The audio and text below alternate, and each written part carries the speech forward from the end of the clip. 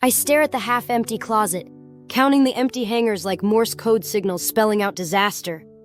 15 years of marriage reduced to the rhythmic scraping of metal on metal as Derek yanks his clothes free, one garment at a time. "You're really doing this?" My voice sounds foreign, like it's coming from somewhere outside my body. "Just like that?" He doesn't look at me, just keeps methodically emptying his side of the closet. The expensive suits I helped him pick for client meetings. The casual shirts Maya and I got him last Father's Day. All of it, going into a sleek black suitcase that I've never seen before. I'm Alondra, and until 20 minutes ago I thought I was living someone else's life. A good life. The kind where your husband doesn't pack his bags on a random Tuesday evening while your 8-year-old daughter is at her piano lesson. Derek, I grab one of his shirts before he can add it to the pile. At least tell me why. He finally meets my eyes, and what I see there makes my stomach turn. Nothing. No guilt, no anger, no regret. Just empty calculation, like he's reviewing a business proposal. "It's not working anymore," he says, tugging the shirt from my grip. "You know that as well as I do." "No, I really don't." My fingers curl into fists at my sides. What I know is that yesterday we were planning Maya's birthday party, and today you're walking out on us without even... Don't make this harder than it needs to be. He zips the suitcase with a finality that echoes through the room. "I'll have my lawyer contact you about arrangements." "Lawyer?" The word tastes like poison. "You already have a lawyer?" He checks his watch, the one I gave him for our 10th anniversary, and sighs like I'm an employee who's making him late for a meeting. "I need to go. Maya will be home soon, and it's better if I'm not here." "Better for who?" I step between him and the door. "Because it's not better for her. And it's certainly not better for me to explain to our daughter why her father disappeared without saying goodbye. I'll call her tomorrow." He sidesteps me with practiced ease, dragging the suitcase behind him. Once things have settled, I follow him down the stairs, my mind racing through possibilities. An affair? Financial troubles? But nothing explains this cold, calculated exit. The Derek I knew, would never. The front door opens, and my heart stops. Maya stands there, her piano books clutched to her chest, eyes wide as she takes in the scene. Her father with his suitcase. Her mother on the verge of tears. "Daddy?" Her voice is small, uncertain. "Where are you going?" Derek freezes, his hand still on the doorknob. For a moment, I see a crack in his facade, a flicker of something that might be pain. Then it's gone, replaced by that same empty professionalism. "I have to go away for a while, sweetheart. I'll call you tomorrow, okay?" He doesn't wait for her response, doesn't hug her goodbye, just walks past her to the waiting taxi I hadn't even noticed until now. Maya drops her books and runs after him. "Daddy, wait!" I catch her before she can reach the sidewalk, holding her as she struggles. We watch together as Derek loads his suitcase into the trunk, gets into the back seat, and disappears down our tree-lined street without a backward glance. Maya's small body shakes with sobs against mine. I should be crying too, but something else is taking root inside me. Something hot and sharp and dangerous. Because now I know this wasn't a sudden decision. This was planned, calculated, every detail arranged in advance, from the taxi to the lawyer to the timing of his exit. And as I stand there, holding my daughter while our world crumbles around us, I make a promise to myself. Derek thinks he's written the ending to our story, but he's wrong. This isn't an ending at all, it's a declaration of war. The first thing I notice when I walk into my mother's design studio is the stack of accounting papers on her desk. Evelyn never leaves paperwork visible. It ruins the aesthetic, she always says. But today they're there, arranged in neat piles like evidence at a crime scene. "You've been crying," she says, rising from her ergonomic chair. "Sit down before you collapse." I sink into the leather sofa, the one she imported from Milan last year. Maya's curled up in the corner, absorbed in her tablet, headphones blocking out our adult conversations.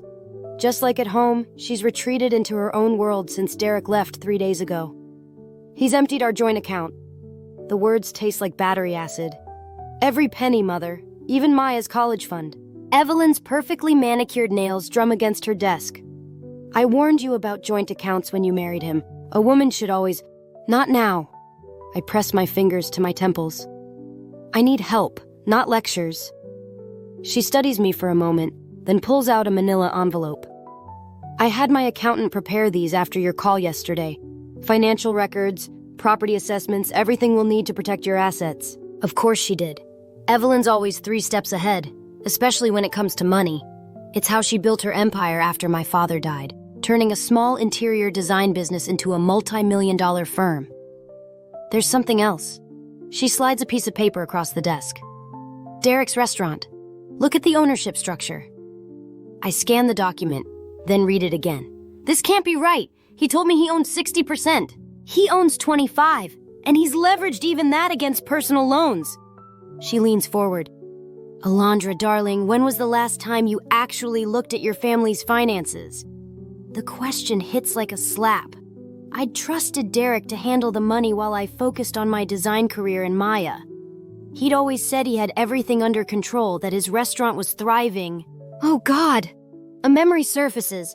Derek's face 2 months ago when I mentioned expanding my freelance business. The flash of something in his eyes. Not pride, not support. He resented me. Men often do. Evelyn's voice carries years of hard-won wisdom, especially when their wives outshine them. My phone buzzes. A text from an unknown number. We need to talk about Derek. Meet me at Riverside Park, 7 p.m. Liam. Derek's friend? Evelyn asks, reading over my shoulder. The one who helped him start the restaurant? I nod, remembering Liam's too wide smile at our dinner parties, the way he and Derek would huddle in corners, conversations stopping when I approached. He knows something. Then you need to know it too. Evelyn opens her desk drawer and removes a small recorder. Take this and remember what I taught you. Information is power. Maya looks up from her tablet, suddenly alert. Is Daddy in trouble? The question hangs in the air like smoke. I cross to the sofa and pull her close, breathing in the strawberry scent of her shampoo. No, baby. We're just trying to understand some grown-up things. He didn't call yesterday, she whispers. He promised. Evelyn's expression hardens. She reaches for her phone, but I shake my head. Let Derek dig his own grave with broken promises. Each one is another nail in the coffin of Maya's trust in him. I should go. I stand, taking the recorder and envelope. The park isn't far, but I want to scope it out before meeting Liam. Be careful! Evelyn's warning follows me to the door. Men like Derek don't just walk away without a reason. Whatever you find out tonight, it's probably worse than you imagine. I pause at the threshold, looking back at Maya. She's returned to her tablet, but her shoulders are tense, her small frame rigid with unspoken anxiety. Mother? I keep my voice low. If anything happens to me, nothing will happen. She cuts me off with trademark certainty. But Maya can stay with me tonight. Go find out what Derek's been hiding. As I drive toward Riverside Park, the recorder heavy in my pocket, I realize Evelyn's right. This isn't just about a failed marriage or wounded pride anymore.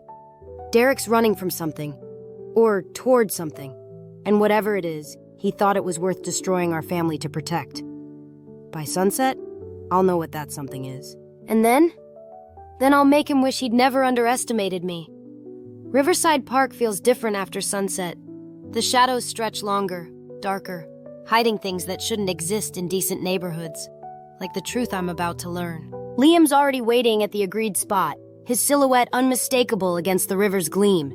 He's wearing the same expensive suit he always does. But something's off. The confidence is gone, replaced by nervous energy as he paces near the railing. You're early, he says when I approach. His eyes dart around like he's expecting company. Did anyone follow you? I press record on the device in my pocket. Who would be following me, Liam? He laughs, but it's hollow. You really don't know anything, do you? Derek always said you were focused elsewhere. Then enlighten me. I lean against the railing, forcing casualness I don't feel.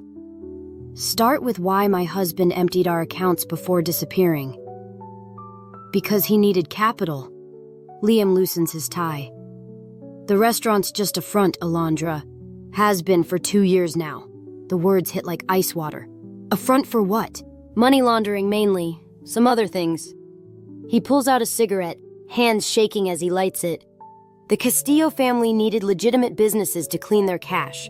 Derek needed investors. It seemed perfect until... The Castillos? My voice sounds distant, unreal. The same ones from the news? The drug cartel? Keep your voice down! Liam glances over his shoulder. Look, I'm only telling you this because you deserve to know. Derek's in deep.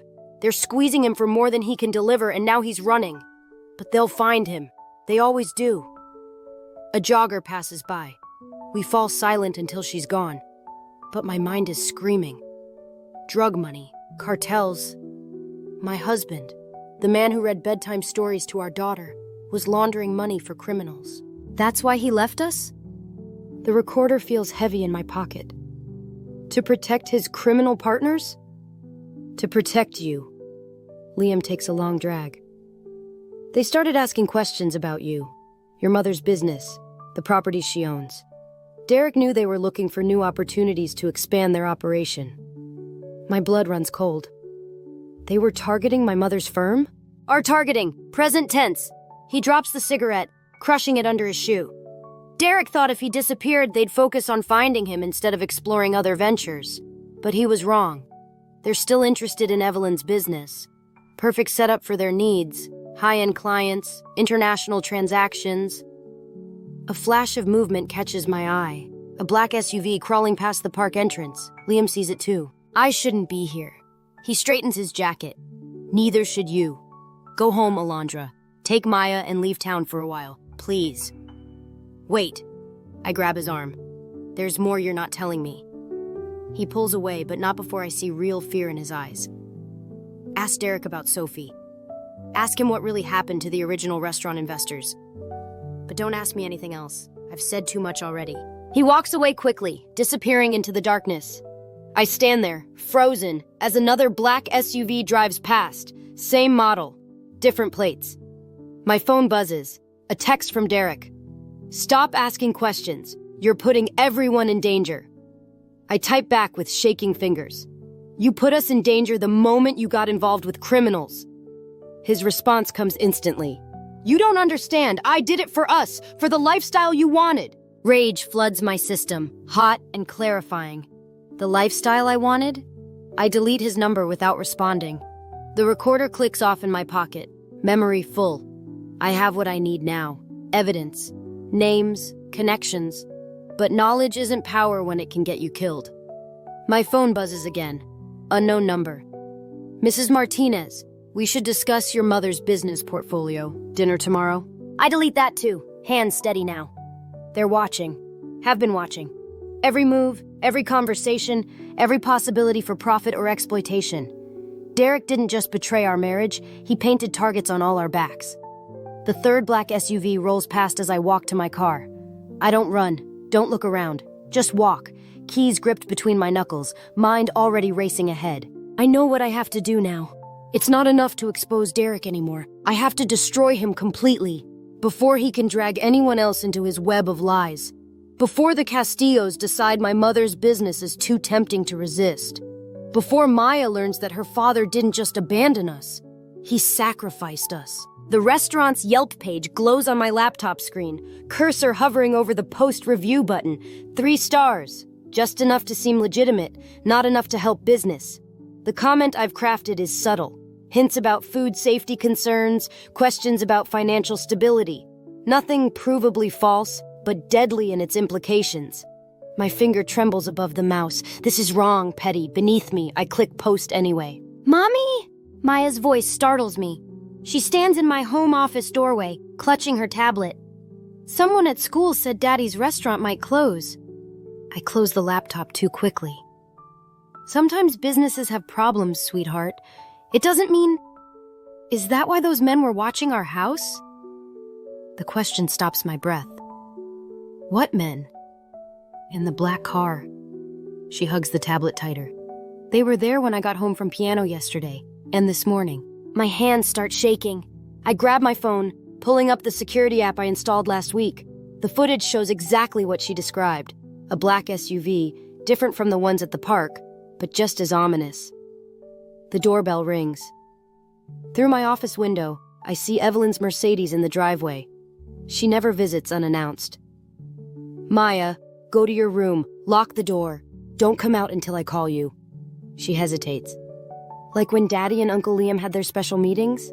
The implications of that hit me like a punch. How much has my 8-year-old seen? How long has she been carrying these secrets? Evelyn's already letting herself in when I reach the foyer. Her face is ash gray. We have a problem. She throws a manila envelope on the coffee table. Inside are photos. Derek at various meetings, handling packages, exchanging envelopes, and more recent ones, me at Riverside Park with Liam, Maya at school, Evelyn leaving her office. They came with this. She hands me a business card. Expensive stock, embossed lettering. Sophie Chen, Business Development Director. Derek's Sophie? My laugh sounds hysterical even to me. She works for them? She works for everyone. Evelyn sinks onto the sofa. I did some digging. She specializes in identifying vulnerable businesses for takeover.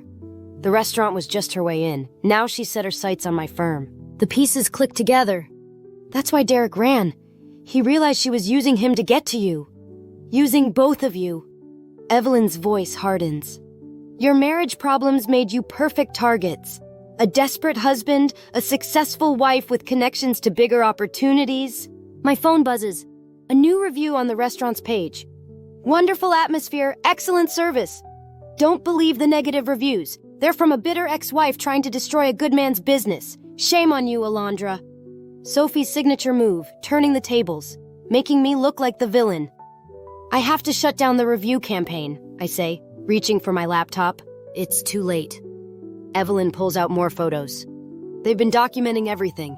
Every fake review, every call to health inspectors, every meeting with competitors. They'll use it all to discredit you if you try to expose them. Then what do? She meets my eyes. We give them what they want, on our terms. Your business? The thought makes me sick. Everything you've built? You've... Better to lose it controlled than have it stolen. She grips my hand. But first, we need leverage. Something they want more than my company. My phone buzzes again. Derek, stop digging, please. You don't know what Sophie is capable of. But I'm starting to understand exactly what she's capable of. And what I'm capable of, too. Maya, I call out. You can come down now. She appears at the top of the stairs, tablet in hand. I recorded them, she says quietly. The men in the car, and Uncle Liam's meetings with Daddy. I have videos. Evelyn and I exchange looks. My brilliant, observant daughter, gathering evidence while we thought she was playing games. Send them to my secure server, Evelyn says, then delete everything from your device. I pull Maya close, feeling her small heart racing against mine. We're going to fix this, I promise. But not with fake reviews or subtle threats. We're going to destroy them the way they tried to destroy us. From the inside out. Through the window, I spot the black SUV crawling past our house again. Let them watch. Let them think they have us trapped. They don't know what a mother is capable of when her family is threatened, and they're about to find out. The restaurant's parking lot is half empty when I pull in, exactly as planned.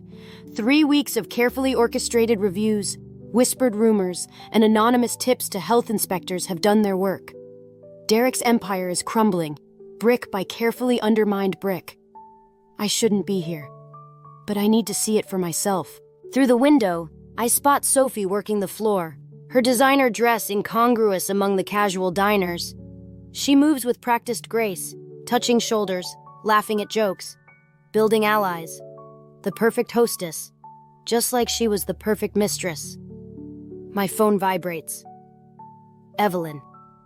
Meeting set with Castillo representatives tomorrow. Don't do anything to jeopardize it. Too late. I'm already pushing through the door, bell chiming my arrival. Sophie's smile freezes when she sees me. We're fully booked. Doesn't look that way. I gesture at the empty tables. Slow night? Business fluctuates. Her perfectly manicured nails drum against the hostess stand. But you'd know all about that, wouldn't you? A waiter approaches, then retreats at Sophie's sharp gesture. The remaining customers studiously avoid looking our way. Where is he? I keep my voice low, controlled. Derek needs to sign the divorce papers. He's dealing with more important matters. She steps closer, voice dropping, like saving his business from his vindictive ex-wife's sabotage campaign. Funny, I thought he'd be busy explaining to the Castillos why their investment is tanking. Her smile slips, just for a moment. You have no idea what game you're playing, don't I? I pull out my phone showing her Maya's recordings. My daughter's quite the documentarian. These would make fascinating viewing for the health department, or the police, or the media. The color drains from her face. You wouldn't dare. Try me. I swipe to another video. Sophie herself, meeting with known Castillo associates. I'm not the desperate housewife you thought you could manipulate. And Derek isn't the only one with something to lose. The kitchen doors burst open. Derek storms out, face twisted with rage and fear. What are you doing here? Getting your attention. I turn the phone toward him. Maya saw everything, Derek. Every meeting, every package, every lie. He grabs my arm, pulling me toward his office. Sophie follows, heels clicking like warning shots. You're going to get us all killed, he hisses once the door closes. You did that when you involved our family with criminals. I did it to keep up with you. His control shatters. Your success, your mother's connections, your perfect life. Do you know what it's like living in that shadow? Poor Derek. My laugh sounds foreign, bitter. So threatened by your wife's success that you turned to crime. Was Sophie part of the original plan, or just a bonus? Sophie steps between us. I approached him. The restaurant was perfect for our needs. And Derek? She touches his arm possessively. Derek was perfect too, so eager to prove himself. By betraying everything he claimed to love? By surviving. Derek slumps into his chair. The Castillos own me now. They own all of us. Not me. I set my phone on his desk, playing Maya's videos. And not my daughter. Sign the papers, Derek. Walk away, or these go public. Sophie's laugh is cold. You'd risk everything? Your mother's business? Your daughter's safety? I already have a plan for that. I meet Derek's eyes. Remember what you always said about me? That I was too focused, too driven? You were right. And now that focus is on destroying you. You can't win this, he whispers. Watch me. The office door opens. Liam stands there, face grim. They're here. Through the window, I see 3 black SUVs pulling into the parking lot. The same ones that have been watching my house, following Maya. Sophie straightens her dress. Right on schedule. What did you do? Derek's voice shakes. Called in the cavalry? She smirks at me. Let's see how focused you are when facing the real players, Alondra. I should be terrified. Instead, a strange calm settles over me. This is what I've been waiting for. The moment when all the pieces align. Perfect timing. I press send on the email I composed this morning. Because I just sent copies of everything. The videos, the financial records, the proof of Sophie's double dealing. To every news outlet in the state. The color drains from Sophie's face. Derek lunges for my phone. Too late. The game is changing. And this time I'm writing the rules. The Castillo's men don't look like criminals. They wear tailored suits and polite smiles as they escort me into the restaurant's private dining room. Like bankers. Like businessmen. Like Derek. Before I knew what he really was. Their leader sits at the head of the table, fingers steepled. Mrs. Martinez, your email campaign was impressive. Alondra, please. I take the offered seat, hands steady despite everything. And it wasn't a campaign, just insurance. Sophie hovers by the door, her perfect composure cracking. Derek stands behind her, face ashen. The morning news plays silently on a wall-mounted TV, showing footage of police raids at multiple restaurants across the city. Insurance. The man, I still don't know his name, slides a tablet across the table. Like these videos your daughter recorded? My heart stops. On screen, Maya's face appears, filming through her bedroom window. Recent footage from last night. Don't! Derek starts forward, but Sophie grabs his arm. Your daughter has quite an eye for detail. The man's smile doesn't reach his eyes. It would be a shame if something happened to stifle her creative pursuits. The threat hangs in the air like smoke. I taste copper, realize I've bitten through my lip. What do you want? The same thing we've always wanted. Your mother's business, its connections, its potential. He gestures expansively. Derek was supposed to facilitate that transition smoothly. When he failed, Sophie stepped in. Now here we are making things complicated. My phone buzzes. Evelyn, where are you? The FBI is here. The man's smile widens. Ah, right on schedule. Your mother made the call, I assume? What? We've been working with Evelyn for months. Sophie steps forward, triumphant. Who do you think introduced me to Derek? We needed someone close to you, someone who could help guide you toward cooperation. The room tilts sideways. My mother wouldn't... Your mother is a businesswoman. The man's voice is almost gentle. She understands the value of strategic partnerships, unlike you, with your messy emotions and desperate revenge plots.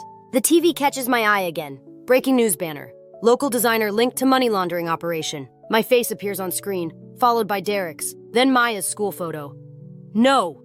The word comes out strangled. You can't! We already have. He stands, straightening his jacket. Your reputation is ruined. Your daughter's safety is compromised. Your mother's cooperation is secured. The only question is, will you finally stop fighting? Derek moves toward me, face twisted with genuine anguish. I tried to warn you. I tried to protect you by leaving. By running away. I spit back. Like always. Enough. The man's voice cuts through the tension. Mrs. Martinez, you have 1 hour to sign over your shares in your mother's company. After that, he glances at the tablet, still showing Maya's face. Well, my phone buzzes again. Unknown number. Maya is safe. Trust no one. Wait for signal. I almost laugh. Trust no one? Too late. My husband betrayed me. My mother sold me out. Even my revenge has been turned against me. I'll need to review the paperwork, I say, voice hollow. Of course. He signals, and a thick contract appears. Take your time. Sophie will stay with you. They file out, leaving Sophie standing guard. Derek hesitates at the door. I'm sorry, he whispers. I never wanted... Get out. The door closes. Sophie smirks. You should have stayed in your lane, Alondra. Focused on your little design projects instead of playing detective. I stare at the contract, mind racing. The FBI is with my mother. Maya is supposedly safe. Everything I thought I knew about my family, my marriage, my life, has been a carefully constructed lie. But there's one truth they don't know, one card I haven't played. My phone buzzes one final time. The signal I've been waiting for. Package delivered. Countdown started. I look up at Sophie, managing a broken smile. You're right. I should have stayed in my lane. She frowns, sensing something in my tone.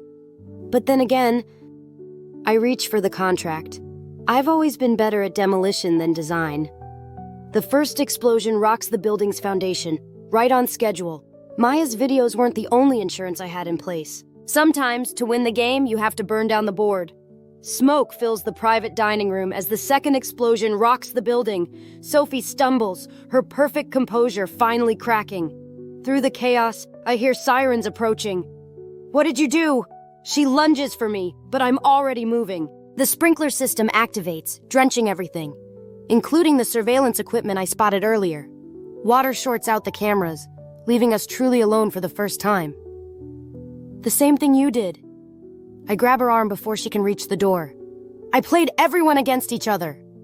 The door bursts open. Derek rushes in, coughing from the smoke. The Castillos are trapped in the kitchen. FBI surrounding the building. FBI?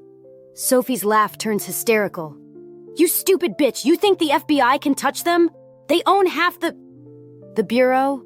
I cut her off. No, but the CIA's International Trafficking Division? That's different. Her face goes slack. Behind her, Derek's eyes widen with understanding. Those weren't just restaurant supply deliveries you were coordinating, I continue. Maya recorded everything, every package, every coded conversation. My mother saw the patterns months ago.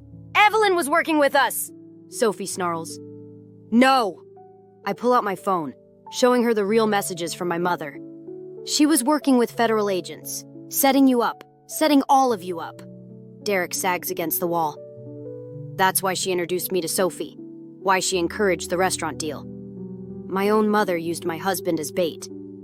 The words still taste bitter. And then used my revenge as cover for the investigation. Another explosion. Closer this time. The building groans ominously. We need to get out. Derek reaches for me, but I step back. You're not going anywhere. Sophie pulls a gun from her purse. Neither of you are leaving until... The ceiling crashes down between us. Through the gap, I see Maya's favorite stuffed bear in the debris. The one she always kept in Derek's office. The one I helped her hide a microphone in months ago. You bugged my office? Derek's voice cracks. Using our daughter? She volunteered. The truth hurts us both. After she saw you hitting Sophie that night, she knew then that you weren't just weak, Derek. You were dangerous. Sophie's gun wavers. He never... Check your security footage. Maya caught it all. The fights, the threats, the real reason Derek ran. I lock eyes with my husband. You weren't protecting us by leaving. You were protecting yourself. The floor shifts beneath us. Emergency lights cast everything in surreal red shadows. It doesn't matter now. Sophie aims the gun at my chest. You've ruined everything. No. I step forward, letting her see the detonator in my hand. I finished what my mother started. The CIA has their evidence, the Castillos are trapped, and that gun won't help you when the next charge goes off. Derek lunges at Sophie, wrestling for the weapon. They crash into the table as FBI agents swarm through the broken door. Federal agents, drop the weapon! Sophie fires wildly. Derek screams. The ceiling groans. I dive through the chaos, slamming the detonator trigger just as Sophie turns the gun toward me. The final explosion drowns everything in white noise and debris. When the dust settles, Sophie lies unconscious under fallen beams. Derek clutches his bleeding shoulder, staring at me with something between fear and awe. Maya? His voice shakes. Safe. With my mother's security team. I step over Sophie's still form. She'll testify against you both.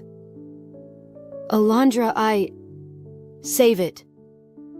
I meet his eyes one last time. You chose your path. Now I've chosen mine. FBI agents secure Sophie as paramedics rush in. Through the destroyed wall, I see the Castillo leader being led away in handcuffs, my mother watching from beside a CIA operative. Mrs. Martinez? An agent touches my arm. We'll need your statement. I nod, watching Derek being handcuffed despite his injury. He looks small now, broken. Nothing like the man I married, nothing like the monster he became. My phone buzzes one last time. Maya. Did we win, Mom? I stare at the message, thinking of all we've lost, all we've gained, the price of revenge, and the cost of justice. Yes, baby, I type back. We won. But as they lead Derek away, I wonder what winning really means when victory tastes like ashes and smoke. The courthouse steps feel colder in autumn. Maya clutches my hand as we watch Derek being led away in handcuffs, his designer suit replaced by prison orange. He doesn't look back. Will Daddy ever come home? She asks, not for the first time. No, baby. I squeeze her hand. But that's not your fault. She nods, wise beyond her years. I know, it's not yours either. The words hit harder than any testimony. Through the trial, I'd watched my daughter transform from victim to witness. Her recordings helping convict not just Derek and Sophie, but half the Castillo organization. She never wavered, never broke, just stated facts in that clear child's voice that made every jury member lean forward. Evelyn waits by her car, keeping her distance until Derek's transport disappears around the corner. When she approaches, her heels click like metronome beats marking time. The CIA sends their thanks, she says, as if we're discussing a successful dinner party. The evidence was comprehensive. 15 years. The sentence echoes in my head. Was it worth it? Using your own family as bait? She reaches for Maya, who steps behind me.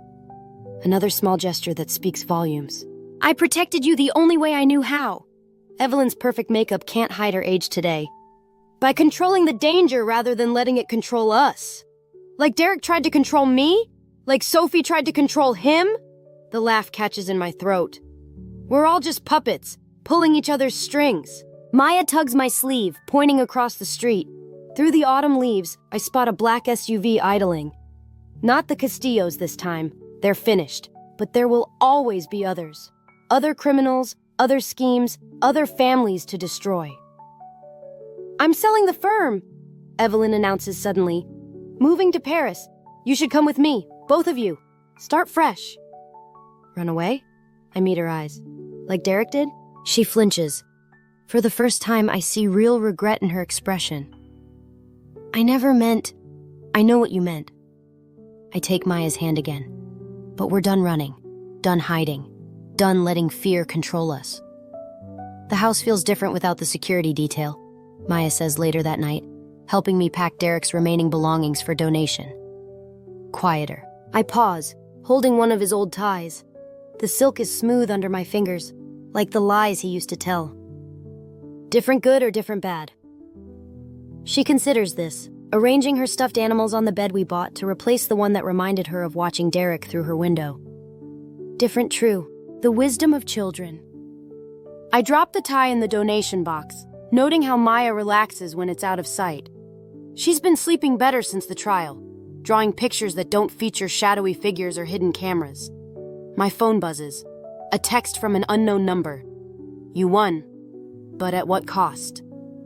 Sophie's final taunt from wherever she's hiding after making bail. I delete it without responding, but the question lingers. The cost? A marriage. A mother-daughter relationship. Maya's innocence. My own. The gain. Freedom. Truth. A daughter who knows her strength. A mother who finally understands her own. Mom? Maya holds up Derek's old watch. My anniversary gift to him. Can we burn this one? I should say no. Should teach her about forgiveness, about rising above revenge. Instead, I grab the lighter fluid from the garage. We build a small fire in the backyard fire pit, watching as the watch face melts and warps. Maya adds the tie I couldn't donate. I throw in my wedding ring. Is this wrong? She asks, watching the flames consume our past. Maybe. I pull her close. But sometimes wrong feels right, and right feels wrong, and all we can do is choose our own path. She nods, understanding more than I did at twice her age. Like choosing to help the CIA instead of running away? Like choosing to be strong instead of safe? The fire crackles, sending sparks into the night sky. Somewhere out there, Evelyn is planning her escape to Paris. Derek is starting his prison sentence. Sophie is plotting her next move. But here, in this moment, Maya and I are choosing something different. Not revenge, not justice, just truth, in all its messy, complicated glory. The truth about strength, about family, about the fine line between protection and control. And maybe that's the greatest revenge of all.